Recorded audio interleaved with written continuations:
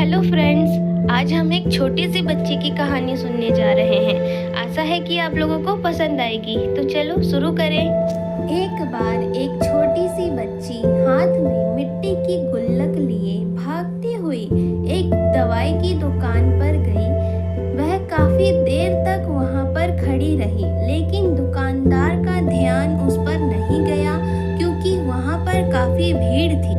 उसने दुकानदार को कई बार बुलाया, लेकिन दुकानदार का ध्यान उस पर नहीं गया क्योंकि वहाँ पर बहुत भीड़ थी। फिर इस बच्ची को गुस्सा आया और उसने अपनी मिट्टी की गुल्लक को वहीं काउंटर पर जोर से रख दिया। इसके बाद दुकानदार और वहाँ पर खड़े सभी लोग बच्ची की तरफ देखने लगे। दुकानदार ने उस बच्ची से पूछा, बेटे आपको क्या चाहिए? तो बड़े ही भोलेपन से बोली, मुझे एक चमत्कार चाहिए।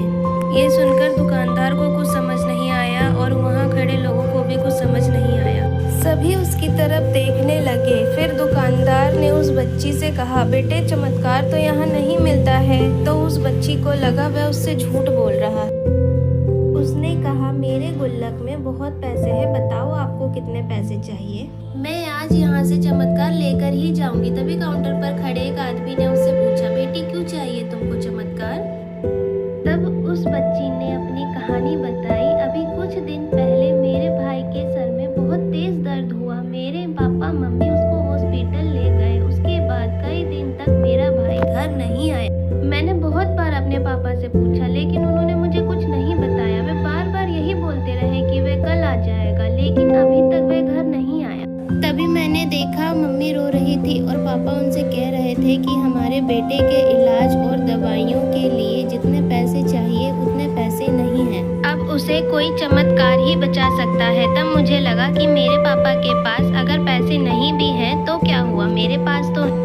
इसलिए मैंने जितने भी पैसे जोड़े थे वे सारे पैसे लेकर मैं इस दवाई की दुकान पर आई हूँ ताकि चमत्कार खरीद सकूं। फिर उस आदमी ने बच्ची से पूछा कि कितने पैसे हैं तुम्हारे पास? ये सुनते ही बच्ची ने गुल्लक उठाई और जमीन पर पटक कर उसे फोड़ दिया और पैसे गिनने लग गई। वहाँ पर खड़े सभी लोग उसे देख रहे थे। थोड़ी देर बाद उसने सारे पैसे इकट्ठे किए और बोली, मेरे पास पूरे 19 हैं।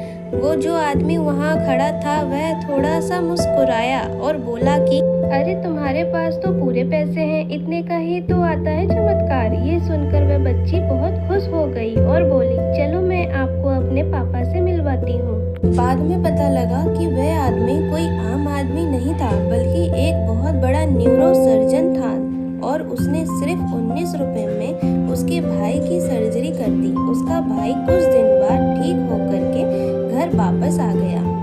फिर कुछ दिन बाद वह बच्ची, उसका भाई, उसके पापा और मम्मी चारों एक साथ बैठे हुए थे और बात कर रहे थे। तभी उसकी मम्मी ने उसके पापा से पूछा कि अब तो बता दो, ये चमत्कार आपने किया कैसे? तब उन्होंने अपनी बेटी की तरफ देखकर कहा, चमत्कार मैं नहीं, इसने किया है। तो यहाँ पर एक बहुत बड़ी सबक है जो हम उस छोटी सी बच्ची से सीख सकते हैं। जिंदगी में कभी कभी ऐसा होता है कि हमको कोई रास्ता नजर नहीं आ रहा होता है और हम लोग हिम्मत हार जाते हैं। तब हमारे अंदर एक बच्चा होता है जो कोशिश करने से कभी पीछे नहीं हटता है। वह हार मानने को तैयार ही नहीं होता है क्योंकि उसको ना शब्द समझ नहीं आता है। वह बच्चा जिसके लिए कुछ भी नामुमकिन नहीं है क्योंकि वह हर हाल में कोशिश करता ही रहता है। अगर आप लोगों को ये वीडियो पसंद आई हो तो प्लीज़ लाइक एंड सब्सक्राइब कीजिए ताकि और वीडियो मैं आप लोगों के लिए अपलोड कर सकूं। Thank you for watching my videos guys.